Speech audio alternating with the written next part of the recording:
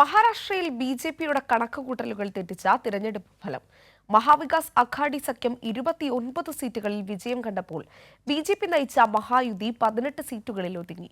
പ്രതിപക്ഷ പാർട്ടികളെ പിളർത്തിയും ചിഹ്നം കവർന്നും എൻ.ഡി.എ സഖ്യത്തെ ശക്തിപ്പെടുത്താൻ നടത്തിയ ശ്രമങ്ങളാണ് പാളിയത്.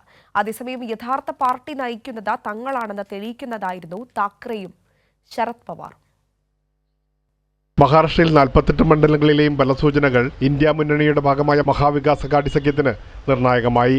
ശിവസേനയെ പിളർത്തി എൻ.ഡി.എക്കൊപ്പം പോയ ഏക്നാഥ് ഷിൻഡെ വിഭാഗത്തെയും എൻ.സി.പിയെ പിളർത്തി എൻ.ഡി.എയിൽ ചേർന്ന അജിത് പവാർ പക്ഷത്തെയും ജനം തള്ളിക്കളഞ്ഞു. ഇതോടെ മഹാരാഷ്ട്രയിൽ യഥാർത്ഥ ശിവസേനയും എൻ.സി.പിയും തങ്ങളാണെന്ന് തെളിയിച്ചിരിക്കുകയാണ് ഉദ്ധവ് താക്കറെയും ശരത് പവാറും. തൊഴിലില്ലായ്മ ഉൾപ്പെടെ ഇന്ത്യ മുന്നണി ഉയർത്തിയ വിഷയങ്ങൾ ജനങ്ങളെ സ്വാധീനിച്ചെന്ന് വേണം കരുതാൻ.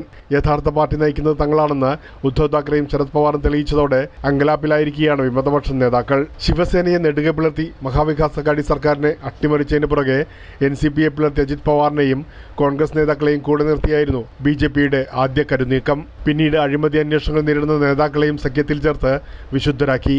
ഇതെല്ലാം സാധാരണ ജനങ്ങൾക്കിടയിലും പ്രാദേശിക നേതാക്കൾക്കിടയിലും വലിയ അതൃപ്തിയാണ് ഉണ്ടാക്കിയത്.